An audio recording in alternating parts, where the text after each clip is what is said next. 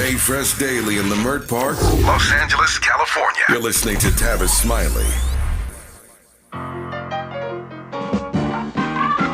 Lady Godiva was a freedom rider. She didn't care if the whole world looked. Joan of Arc with the Lord to guide her.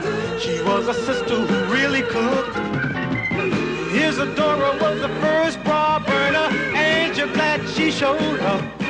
Oh, yeah. And when the country was falling apart, Betsy Ross got it all sewed up. And then there's Maud. And then there's Maud. And then there's Maud. And then there's Maud. And then there's Maud. And then there's Maud. And then there's that uncompromising, enterprising, anything but tranquilizing. Right on, Maud. You know, my father went to prison when I was 9 years old. I know the story well from your book, yeah.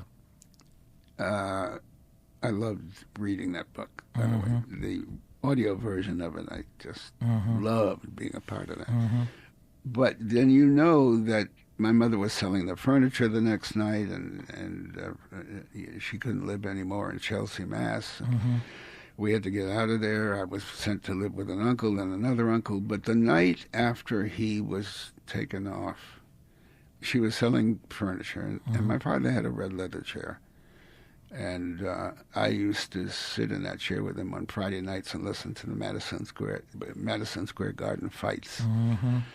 Big deal in our house. And he used to come home and listen to the Lone Ranger by 7 o'clock. He fought to get home by 7 o'clock to hear the Lone Ranger. And this guy's buying this chair, and I'm in that 9-year-old. And he sees me standing there, and he puts his hand on my shoulder. And he says, "Well, Norman, you're the man of the house now." A moment later, he's saying, there, a man of the house doesn't cry. Yeah. Somehow, I don't know, I don't think that moment, but thinking about it only a few years later, I got what I think of as the foolishness of the human condition. Yeah. You know, we are all capable of being fools. Yeah. And only a fool could say that to a kid. Yeah. In that situation. Yeah. How did you, as a 9-year-old, for those who haven't read your book, how did you process your way through that? How did you navigate from that moment forward? Well, all of it is reflection. You know, in reflection, I understand. When I went to live with an uncle, I love movies. Went on Saturday for a dime. And I had a great memory for movies, and I used to act them out. So I remember clearly entertaining my cousins in the homes of the uncles I lived with. When I reflect on that, I don't know that I thought of it at the time, but I was paying my way. I don't think I thought about it at the time. It was just a natural thing for me to do. But in the second uncle's world also. Yeah. And then I went to live with my grandparents. So you were entertaining. You were entertaining even as a child. Yes. I want to go back and pick up something because I've never heard you say this before, and I want to, in all the times we've talked, and I want to get a better understanding of why this is the case. So you said a few moments ago, that you really enjoyed reading your book, and you were referencing reading the audio book to your memoir. And I'm curious as to what about that experience you enjoyed so much, in part because you then went on to tell the story of the pain that one has to deal with at 9 years old when their father's taken away to prison. So that, in my mind at least, some of those recollections had to be painful. Some of that had to be maybe therapeutic. I don't know. But that's a lot to put on yourself, to write this stuff and then to sit in a studio like this and to read that entire book and to be transported back to all that, to those moments. That's a long way of asking, or trying to ask, what did you enjoy so much about reading the audiobook? You know, I wasn't alone. There was a director. There was a guy, and Michael is my associate who works with me, and she's hearing my voice as you are. And if she can find his name, I'd love to mention his name. But he had been doing this for 30, 35 years or something, so he knew his way around it. But he would stop me and say, you felt more than that at this he had a way of coaching me along, clearly to get me to understand what I was feeling at the time, or to deliver what I was feeling at the time. And so the first thing that comes to mind to answer that question is I had this lovely, informed and sensitive director, and he helped me with it enormously. Yeah. That leads me to ask, because you've written so much good stuff over the years, what have you done, or what do you do since you're still doing this? When you've written something, you're the producer of this, and the talent that you've hired, and you obviously have hired some great talent over the years, but what do you do when you've written something you don't think your talent is delivering it or giving it the way that you intended it to come out? Well, the first thing that occurs to me is the miracle of miracles is when an actor picks up something and you hear something so much better than you ever intended. So it's the other way around then, yeah. This is what happened with Carol O'Connor and Archie Bunker. Right. I cannot get over. I had auditioned 30-some guys for the role in New York, and then I came to California, was auditioning in California. And Carol O'Connor walked in, sat down, read a page, and before he was off the first page, I knew I had Archie Bunker. I never had what he brought into the room in mind. I don't know what the hell I had in mind. I guess it's one of those things I'll know it when I see it or hear it. Yeah. But that's the first thing that occurs to me, is the miracle of somebody picking up your words that were simply words on paper. And now, or it's like a garment hanging in a closet. Yeah. It looks like it's lovely, but when the right body is in it, that's when it comes alive. Speaking of words, Norman, can you put into words what it was that you were hearing, what it was that so resonated with you when you heard Carol O'Connor read that one page? What came to life for you? Can you put into words what that was? What made you know that he was Archie Bunker? And I ask that in part because not just for Carol O'Connor, but I could do Sherman Hemsley. I could do Moss. It applies to exactly. those players. Exactly. Too. You picked. I mean, I can't imagine anybody else playing the characters that these great actors have played. So, what was it about Carol O'Connor that made you know that on one page, after auditioning 30 guys, one page, you know he's Archie Bunker? How did you know that? Because he brought a voice to it. Yeah. And I knew the face because that's why I wanted to meet him. I had seen him do a small part as a military guy in a Blake Edwards film called "What Did You Do in the War, Daddy?" And I wanted to see that face read. Yeah. So I had some sense of, it was just the face. Yeah. Because the bitter or insensitive things I knew he was going to say, if it came out of a face you loved, it was going to be much more valuable than coming out of a face you disliked or had a tendency to. But your question is, what else did he brought heart and soul. He brought understanding. He told me that what he was doing was based on a cab driver in New York that he frequently... we stood on the same corner and he used him frequently, got to know him. Right. I didn't know the cab driver. I'll never know the cab driver. Yeah. But they were just words on paper until he put them on. Yeah. Let me detour for a quick second because I'm dying to ask you this. So Maya Angelou was not just a friend of mine, but a surrogate mother to me. She met me when I was a kid, traveled me around the world, helped me become the person that I'm still trying to become. I guess to this day. She is the godmother to the twins. Absolutely, I know that. Yeah. I was about to get to that, so I'm glad you said that. So Maya, wrote 5 memoirs, and one of her rationales, as she always said to me, was that she knew when she got older, she couldn't remember all the details, and so she wanted to write them so many years at a time. You, on the other hand, wait until you're 90 years old to sit down and to write your memoir, which I'm glad you finally got around to doing. But it ain't like you ain't been busy for the last 90 years, but you finally got around to doing it. But that leads me to ask, what it is that you do to keep your memory so sharp. Every time I talk to you, you're so good. And I know there are things that may escape you here and there. Yeah. But your name again? Yeah. That's why I love you. But your recall for dates and films and places and conversations. Again, because I want to get to 95 one day and I want to be just half as sharp as you are. Are there things that you do to keep your mind and your memory so sharp? No. Nothing. No, and I don't think of it as sharp as you think of it, because I'm forgetting. If I didn't remember that when I was something like 53 or 4, my dad had passed. A couple of years later, my mother had remarried. Mm-hmm. She's now with me in a group of people I'm introducing her to, and I said, I'd like you to meet my mother, Mrs.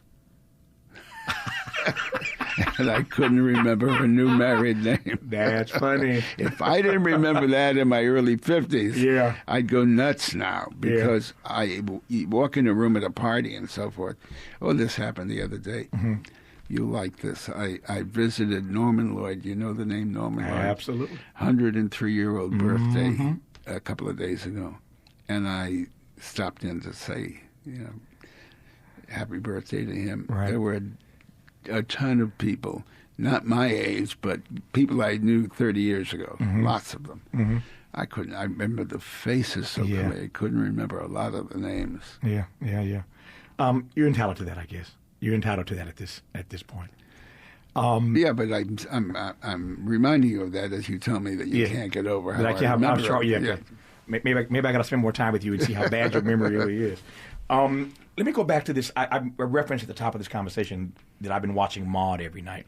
Oh. So much of your stuff is on television all the time, but it's been years since I've seen so many episodes of Maude. And so again, this television channel, FETV, Family Entertainment TV, runs 2 Maude episodes back to back on reruns every night. And so I find myself, when I get home and get settled about 9 o'clock, turn into this channel and I watch these episodes of Maude.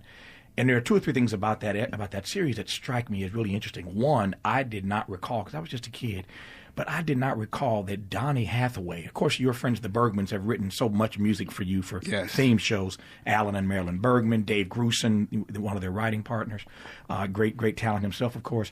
So they did the music and the words, but I didn't realize that Donny Hathaway, the late, great Donny Hathaway, actually sang the Maude theme song. He did. Such a soulful rendition. Donny is soulful, but it's just fascinating for me to equate Donny Hathaway with Maude, and I just get a kick out of turning on every night just to hear Donny Hathaway sing the Maude theme song. So that's the first thing that tickles me. But beyond that, it is fascinating to listen to that dialogue all these years later, and to situate it in this very moment where women are still being subjected to patriarchy and sexism in Washington, in Hollywood, in Silicon Valley. You know the moment that we're in, where women are being homes up the street, across the street, and down the street. You see this? Yeah. And so to watch Maude every night, Norman, just the dialogue blows me away all these years later. I love hearing it. What can I say? Those problems, the problems between men and women and the sexes and so forth, until we talk enough about them so that we understand who we are as human beings. I'm going to cut. Can I cut to another story? Sure, you can. Very different to make Please. The point I'm eager to make. Anywhere you want to go, brother. My wife and I are flying. We were in Italy. We decided we're going to visit our friends who were at the time the Emersons, the ambassadors in Germany, and we're flying to Berlin. Now, I had flown to Berlin once before as a kid to bomb it. I flew out of Foggia, Italy, so it was memorable because it was the longest mission in the European theater, from Foggia, Italy to Berlin. And I was thinking about it as we were flying there, and I remembered I was the radio operator. I had the top gun and operated the radio. My position had me closest to the bomb bay doors. So I was the guy who looked over, the only guy able to tell the pilot that the last bomb had cleared the bay and he could close the doors.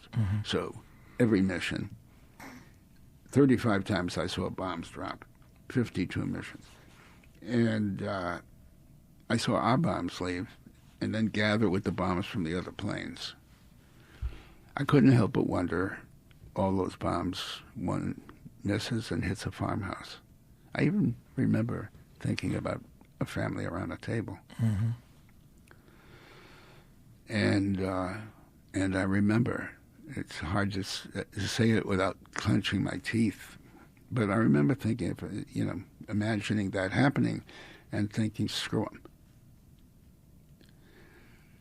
And then hours later or the next day or that night or whatever, thinking, if somebody had come to me with a pencil and paper at that moment and said, Mr. Lear, if you sign this, you will forever mean you didn't care if that bomb hit that family, that I would never sign it, ever sign it. Mm-hmm. But the fact of my human life is I've never, thank God, been tested. So I don't know. All I know is I was able to harbor that for an instant. Yes, there were planes shooting at us, and there were stuff coming up from the ground shooting at us. They wanted us dead. But I can't believe that even for an instant, I thought I didn't give a damn if an innocent family, children. But it's part of our humanity, and I want to see a president or I've never even heard this in a church or a synagogue. This kind of, let's understand our humanity, who the hell we are, what we are capable of feeling. What's your quarrel with the world? You're listening to Tavis Smiley.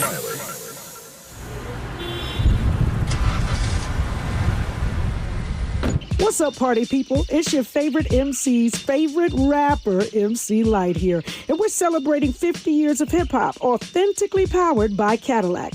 And we're going to take it way back to where it started. It was only fitting that hip-hop began with teenagers at a back-to-school jam in the rec room of a South Bronx apartment complex by an 18-year-old brother. By the way, I'm also sure he had a Cadillac parked outside. He noticed the energy on the dance floor when he switched between two turntables, extending the beats, repeating the breaks, and never losing the rhythms. And that was the birth of hip-hop. And from that moment, it took off. For more on how Cadillac is celebrating hip-hop's 50th, visit Cadillac.com/audacity.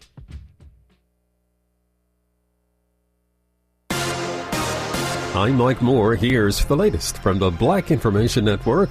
The Pentagon says all of the military's Osprey aircraft have been grounded after 8 Air Force members died in a crash off the coast of Japan. Besides the Air Force, the Navy and Marine Corps are grounding nearly 500 Osprey aircraft after a preliminary investigation of last week's crash indicated a material failure led to the deaths. The House may soon vote on a resolution to censure New York Democrat Jamal Bowman. Republicans introduced a privileged resolution to censure Bowman for pulling a fire alarm in a congressional building during a vote to fund the government back in September. The censure vote could come as early as today. The African-American Democrat pleaded guilty to one count of falsely pulling a fire alarm and was ordered to pay a $1,000 fine. And that's the latest. I'm Mike Moore from your 24/7 news source, the Black Information Network and BINnews.com. Grab your crush and head to Sheraton San Diego Hotel and Marina for a boat picnic of champagne and charcuterie in the heart of the harbor. Love is in the air and on the water when you explore your next getaway at CrushingOnFall.com. That's CrushingOnFall.com. This is the KBLA Sports Minute with Ray Richardson.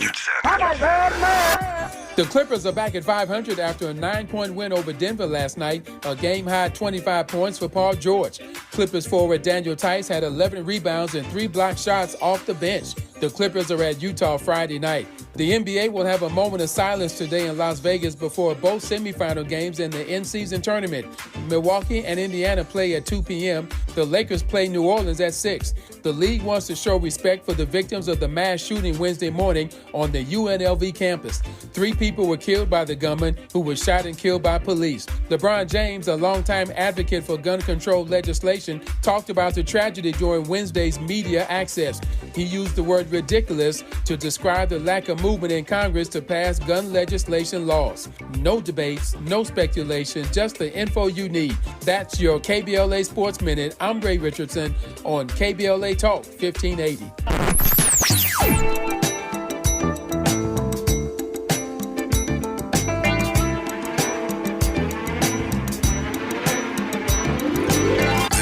KBLA Talk 1580. Talk radio. That's music to your ears.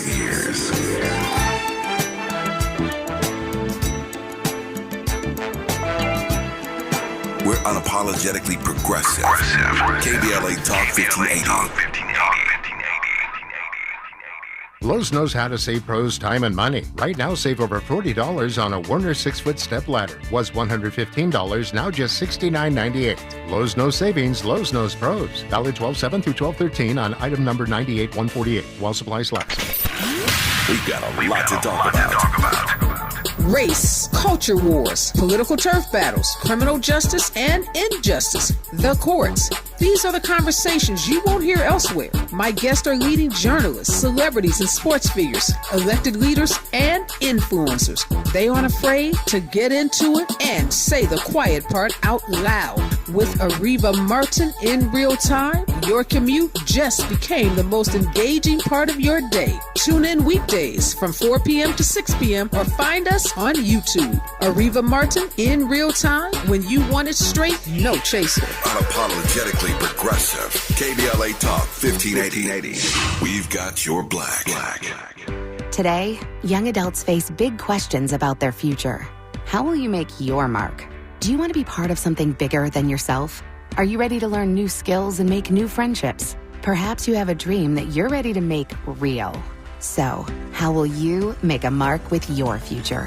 As you embark on a journey toward finding these answers, the military can serve as a resource for providing help, information, and opportunities. A public service message from the Department of Defense. To learn more, visit todaysmilitary.com. For some children, a single surgery can turn an untreated cleft into a smile for life. But at Smile Train, we understand that most children need a little extra care. They need medical, dental, and emotional resources to grow healthy and strong, to express themselves clearly, and to navigate all of life's challenges so that their smiles light up the room as brightly as possible. Visit SmileTrain.org to learn how Smile Train is supporting the cleft community with lifelong smiles. Day 1, the hardest day, the day you hear, "This is a type of blood cancer." But day 1 is just one day. At the Leukemia and Lymphoma Society, we are here to help you move past day 1. On day 45, I discovered an online community who shared great tips for in-treatment care. On day 185, LLS helped me file my insurance claims properly. To learn more and get help on day 2, day 28, or any day, please visit LLS.org or call 1-800-955-4572. Diane from Michigan, a disabled senior citizen trying to get by. Henry from Florida, a veteran fighting to make ends meet. Elena from Arizona, a mother struggling to feed her daughter. Hi, I'm Connie Britton, and I support Feeding America because they help provide over 6 billion meals to people in need each year, like Diane, Henry, and Elena. Learn more at feedingamerica.org. Feeding America, 200 food banks strong. I learned patience from my adoptive dad. All he had to say was, "Hey, you got this. Just breathe." Hey, we're pretty good. Yeah. Might have to start a band. I got it. Learn about adopting a teen from foster care. You can't imagine the reward.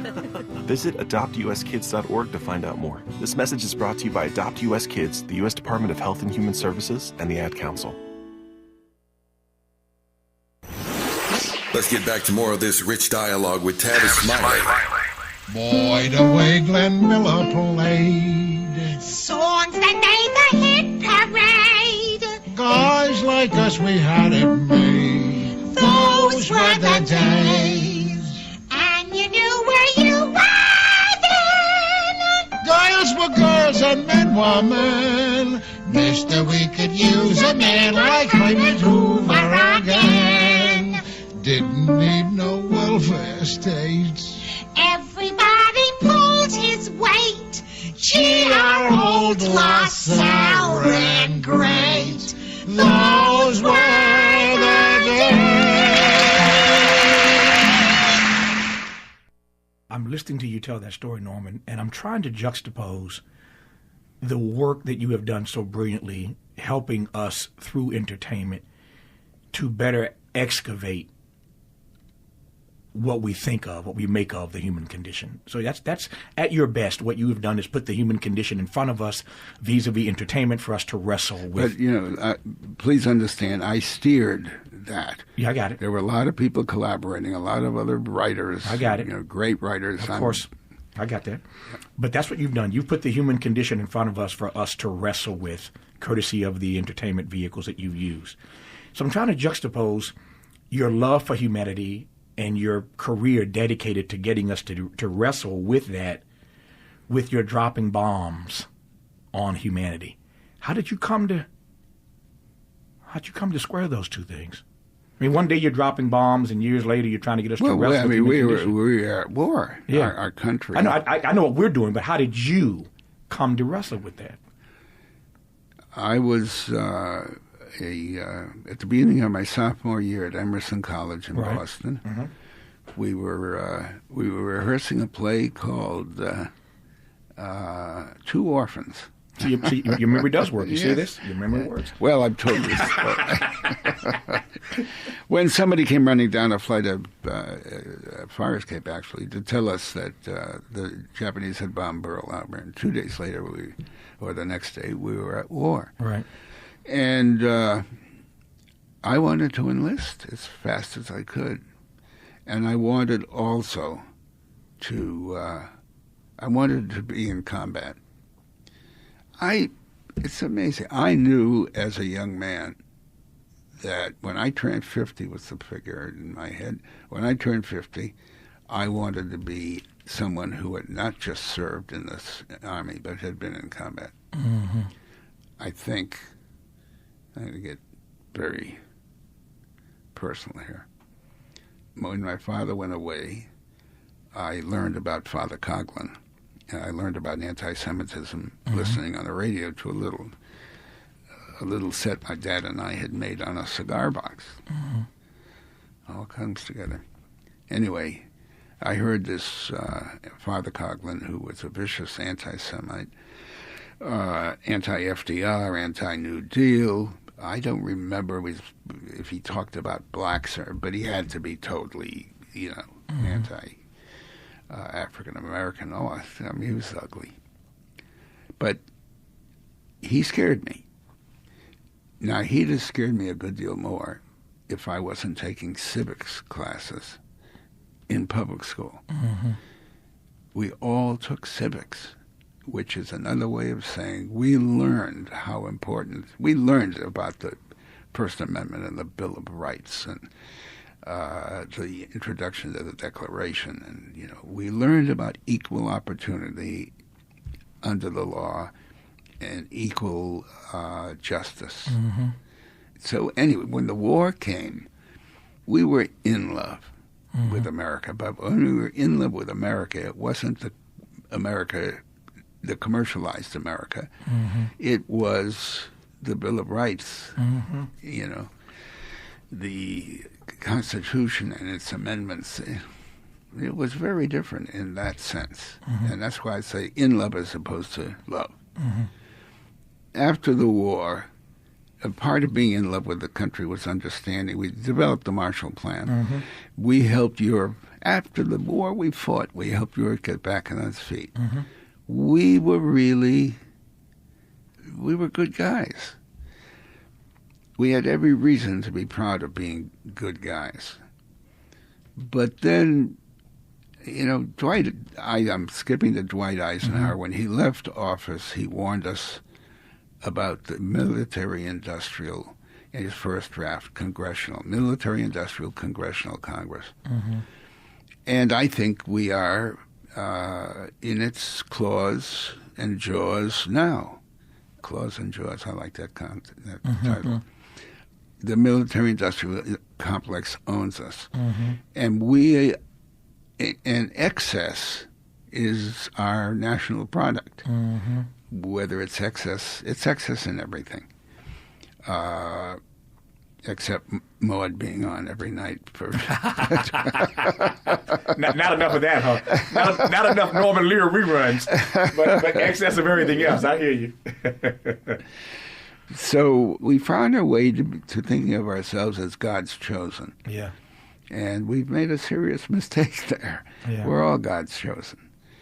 And I think the culture serves that up. And I think this president serves it up. Yeah. I don't think he's doing it because he understands it. It's just who he is. When you've lived this long and you see America regressing in the way that we are, how do you process that? How do you, put another way, how do you sustain your hope when you wake up every day? I mean, you mentioned earlier in this conversation, you wake up every day hopeful about the next day. Yes, and I don't want to wake up the day I'm not hopeful. Yeah, but how do you stay that way, seeing the condition that we're? I guess by remembering other conditions in other years. Yeah. You know, humanity has come through some terrible times. Yeah. And, you know, I ache to hear more from our multiple religions about who we are as the human of the species. Right. About our oneness. Yeah. In that respect. Yeah.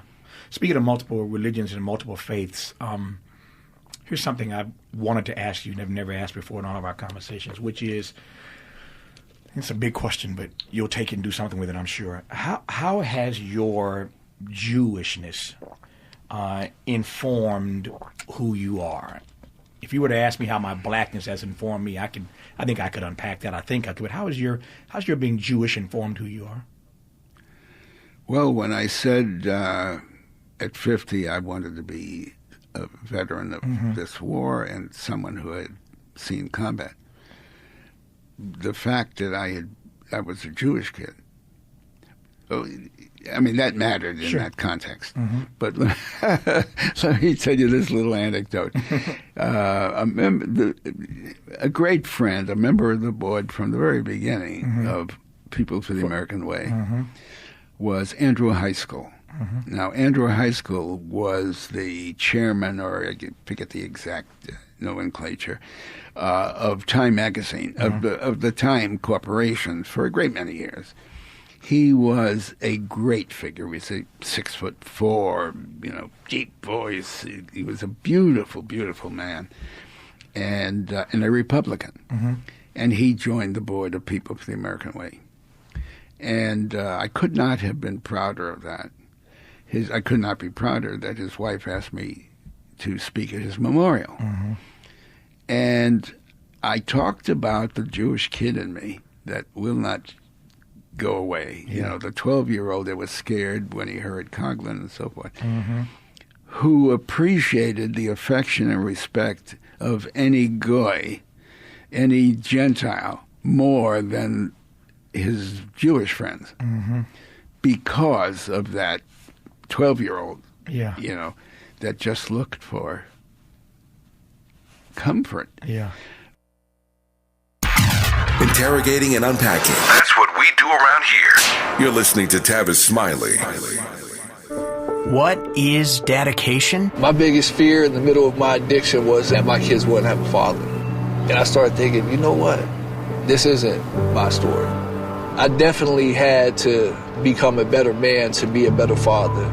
It's important to me that my kids are empowered and truly believe that if they can think it, they can do it. That's dedication. Visit fatherhood.gov to hear more. Brought to you by the U.S. Department of Health and Human Services and the Ad Council. Joey from Vermont, a farmer trying to get through the winter. Adriana from South Carolina, a single mother living paycheck to paycheck. Liam from Ohio, an injured father struggling to provide for his family. Hi, I'm Shanola Hampton, and I support the Feeding America network of food banks because they help provide over 6 billion meals to people in need each year. Learn more at feedingamerica.org.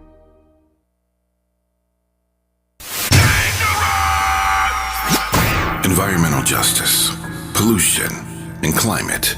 In Los Angeles and across America, people of color are suffering and dying from disproportionate health impacts on a planet that has less than 10 years to prevent irreversible damage. Heat illnesses, respiratory illnesses, water-related illnesses, food system impacts, insect-related diseases, black maternal health, and mental health effects.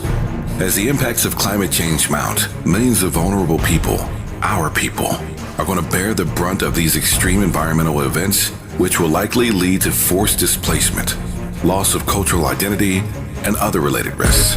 These realities are as real as rain. Stay tuned to KBLA Talk 1580 for more details about the most progressive multimedia and live events campaign any black media outlet has ever undertaken to combat the climate catastrophe. Experts, events, empowerment. It's all on the way from unapologetically progressive KBLA Talk 1580. We don't black down. We level up. Level up, level up, level up, level up, level up, level up, level up, level up, level up, level up, level up, level up. Every child deserves the best teachers, facilities, and academic programs to set them up for success. At Milton Hershey School in Hershey, Pennsylvania, we make that a reality for children from qualifying families who are looking for greater opportunities. Milton Hershey School enrolls students from pre-K through 12th grade from across the United States to live and learn on a beautiful state-of-the-art campus with all costs covered. Are you looking to set your child up for success or know a child who could benefit from Milton Hershey School? Learn more at mhskids.org/admissions. Sounds different, huh? This is Tavis Smiley. I got a few minutes left with you. I want to walk through some of the projects on which you are working, for those, again, who have not seen them, to get a better sense of what they are and why it was that it got your interest at 95 to do these things. Let's start with the your work on the Epix Channel documentary series, America Divided. I know you can't talk about what's to come, but tell me about the series and why you got involved in it. Well, it's, it really fits this conversation we've had. They came to me, and I'm forgetting the name of the company. Do you remember, Mike? What's the name I was looking for before? I'd love to mention his name, the guy who directed when I... For America Divided? No, the guy who directed... me when I read my book. Oh, yes, it's Tony Ludds. Tony Ludd. I love remembering that, or thank you for remembering that. So there's the name of the guy who did the audiobook, Tony yes. Ludds, all right? Yes. And America Divided? And America Divided, what's the name of the company? Radical Media. Radical Media, yeah. Solly Granitstein. Solly Granitstein was the senior guy at this Radical Media. They were the people who came to me with the idea of having people, well-known people, other host episodes about the things that divide us. So, in a nutshell, the episode that I was an executive producer for all of them, but the episode that I hosted saw me the day after a lovely black man was refused an apartment and was told there was nothing to rent in this building or these buildings controlled by this guy. I went to the same building and there were 2 apartments that were available to me. So race was the division we were talking about. And so there were 6 episodes hosted by various people on the things that continue to divide us. The more things change, the more they stay the same. Yes. One Day at a Time is back. Yes. like what happens? Like, how do you process that you have lived long enough to have done series that come back? Well, it came back because, by the way, the people you asked questions about youth. Yeah. And all the people that work with me are considerably younger. They're half or less than half. Everybody's younger than you, Norman, at this point. Yes. We're all younger than you. That's the truth. So Brent Miller came to me and said in the conversation, somebody wondered whether there wasn't a good idea in a Latino version of One Day at a Time. And I thought, oh, my God, it's perfect. Now, we have never looked at a script, an old script. this is a Cuban-American family. Rita Moreno is the titular, Love her. the grandmother. Love her. Justina Machado is the mother. We have 2 young kids playing. They're brilliant. And I love the show. We did 13 that are up on Netflix now. Right. We also have completed 13 more that will go up on Netflix in January. Right. And hopefully we will continue to make more. Oh, to have your life, to have your life. For all the freedom-loving folk, this is Tavis Smiley. I feel like freedom. If you're like me, 60 and retired, making ends meet, especially here at the supermarket and drugstore, is tough. I'm so blessed to have found benefitscheckup.org. It's a free and confidential website from the National Council on Aging that connected me to $1,200 a year in programs that help pay for food, medicine, utilities, and more. Maybe it can help you. benefitscheckup.org. My daughter was diagnosed with a rare malignant rhabdoid tumor on the spine. They sent her straight to St. Jude. My hope was gone. But when you get there, everyone's like, hey, we're not going to give up. And when you see other people not giving up on your child, that makes all the difference in the world. When I found out I didn't have to pay, I was just grateful. They saved my baby's life. Finding cures, saving children. Learn more at stjude.org. Hey there, Los Angeles. This is James Lucky Jr., publisher and editor of Los Angeles News Observer. Are you hungry for news that matters to you in the African-American communities of Los Angeles? Well, buckle up, because we got the scoop you've been craving. Stay in the know and never miss a beat with our free weekly publications conveniently available near you. Or hop on the digital wave and become an exclusive subscriber at OGNSC.com. Don't forget to join the party on Instagram and Twitter at OGNSCINC for behind-the-scenes access and sizzling updates. No more FOMO. Let's stay informed, connected, and empowered together. KBLA Talk 1580 is the exclusive media sponsor of this light of ours, activist photographers of the Civil Rights Movement. A dynamic new exhibition on view now at the Skirball Cultural Center in Los Angeles. This light of ours showcases more than 150 photos taken by movement insiders from diverse backgrounds that reveal the vital work undertaken by a broad coalition of organizers and everyday people whose collective action changed America. This light of ours is one of 3 temporary exhibitions currently on view at the Skirball, which together explore issues related to civil rights, immigration, and pluralism. Tickets and more information for all 3 exhibitions are available at skirball.org. That's skirball.org. SKIRBALL.org.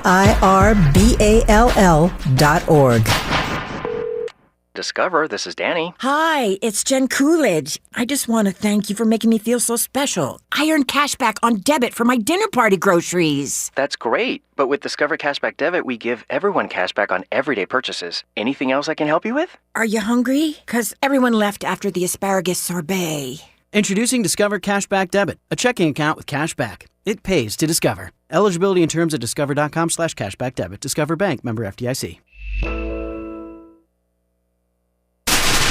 Ready to re-examine your assumptions and expand your inventory of ideas? More of Tavis Smiley coming your way right now. Let me close on this note. I mentioned at the top that you do. I don't want you to close. Well, trust me, I can do this all day with you, man. If your assistant weren't telling me you had other stuff you have to do, and I know you do. So I mentioned at the top that you do a podcast as well. You just can't sit still, can you? You just cannot sit still. Well, how can you not enjoy this? Yeah. You know. I haven't got the words to express how much I looked forward to coming in here knowing I was going to do this with you. I appreciate that. I loved every one of our conversations. Yeah. There's so much more to explore in this life. So, I don't know, just sitting around gassing with somebody like you is just as good as it gets. Yeah, I feel the same way. I am always honored and delighted. As a kid, I don't want to get emotional here, but as a kid growing up in Indiana in the Midwest, just watching all the brilliant work that you did and continue to do, I sometimes pinch myself. It amazes me sometimes when I sit on my TV set on PBS or come and do this podcast, at the people that I have not just had a chance to talk to, but have gotten to know and to become friends with. And I consider you a friend. And it just blows me away that I actually know Norman Lear, and that Norman Lear hangs out with me every now and then. And you'll recall, as all of my friends know, when I was doing this huge exhibit called America I Am, about the African-American contribution to America, that toured the country for 4 years, and I was trying to get my hand on a copy of the Declaration of Independence. I had a friend named Norman Lear who owned a copy of that, and I called Norman Lear and said, Norman, I'm doing a huge art exhibition about the black contribution to America, and I would love to have one of our founding documents in it. And you said to me, Tavis, I just happen to have one of those laying around. And you loaned that thing to me for a few years, and it traveled on tour with us, and it was just amazing. It was always on tour. It was always on tour. Never in my home. But you loaned it to us, and it was amazing to watch African Americans and so many others who came to see that exhibit just stop and amazing? Look at an original copy of the Declaration, and I wouldn't have been able to do that had you not loaned that to me. So thank you for that. Thank you for all the years of your friendship, and thank you for, once again, a great conversation. You are so welcome. I love you, and there ain't nothing you can do about it. I love you, and I don't give a shit. Listen. There you go. Norman Lear wrote, created, and developed over 100 shows. Dead this week at the age of 101. He will be sorely missed.